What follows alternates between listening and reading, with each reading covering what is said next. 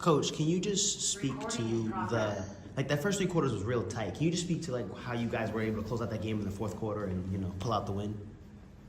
Yeah, I think we got a lot of energy from Haley.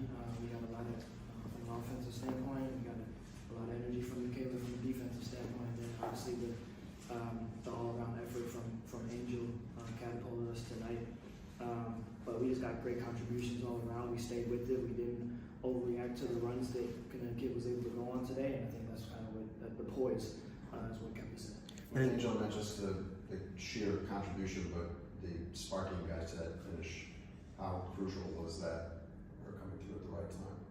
I mean, I think she came through the entire game, and so from whether it was defending, whether it was facilitating, whether it was rebounding, whether it was scoring, she was getting to the free throw line, she was drawing contact, and she was creating a lot of congestion in the paint where she was able to find shooters. And so she was great across the board tonight, and we needed every bit of it. Were you using Haley a little bit differently today than in previous games? No, I think that what we did was just have her in with another ball handler. Try to keep 2 ball handlers on the court at all times today. And so that ability to kind of pick and choose when we wanted Ariel on the ball, when Rachel was in, and Haley on the ball when Ariel was in, just kind of mixing it up a little bit. But I think our spacing allowed Haley to get some downhill looks and opportunities into the paint where she was able to find players, and she was able to create shots for herself. What step or steps do you think were taken over this week? New York, Atlanta, and now here, as far as you guys' progression? Yeah, I think our ability to overcome adversity is something that continues to stick out. We never get too down on ourselves. With plenty of reason to, we've been able to fight back, and we've been able to stay together through it, and we're able to see a bigger picture and a higher purpose for what we're doing and what we're believing in, and we're staying true to that. I think that our connectivity is just what's kind of carrying us right now. So we want to continue to build on that and keep it going and carry this momentum into Washington. Coach, speaking of contributions, to Ariel Atkins, who left with an injury and came back, can you just speak to her grit and what she means to this team this season? She means a ton to this team on and off the court. Her leadership, her experience, her care for her teammates, it's all something that we preach throughout this organization, and something that we knew that when we traded for her, she would fit perfectly into the culture that we wanted to build here. And so stuff like that translates and transcends beyond wins and losses. It's something that you can continue to build on when you're trying to establish a foundation of who you want to be. And so that's what we appreciate about her and look forward to moving down the line. Tyler, we saw she went straight to the locker room after something. What happened to her?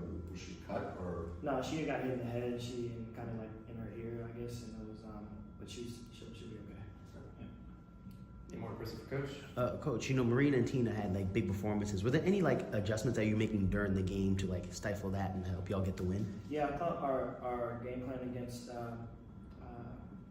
Marina was really solid. We executed it a lot better in the second half. We made a couple of adjustments. I thought Michaela was great on her in the second half, and Tina is Tina. She's a force down low, but I thought all 3 of our post players did a really good job of fighting for positioning down there and trying to limit her deep post catches and make it tough for her when she got the ball. And so we did a great job on them in totality. They kind of got off a little bit in that first half, and we were able to adjust and correct those things. But I thought it was a great all-around effort for our team. We'll move to Zoom. One apiece, please. We'll start with Carly Bell. Hey, Coach. Your bench really stepped up today with everybody across the board contributing, but specifically Elizabeth Williams was able to do things that may not have come up on the stat sheet. What growth have you seen out of her, especially in these last couple games, that's kind of been a good presence and a calmness for your team to have? Yeah, it's been less growth and more of who she is and who she's been. It's the consistency that she brings. She does things every night that doesn't show up on a box score, and so that's where her value is for us. She's another locker room leader, but she's someone that leads by example on the court as well. So it's the little things when it comes to setting screens and rolling hard and drawing attention and being a willing passer at the low and high post and defending. She's someone who was very consistent and a constant professional in terms of coming to work every single day with a job to do. And I don't run many plays for her, and so she does that willingly because she knows that it has a big impact on this team and on her teammates, and I think her teammates really value and appreciate that aspect about her. We'll move to Steven, please unmute. Hey, Coach Marsh.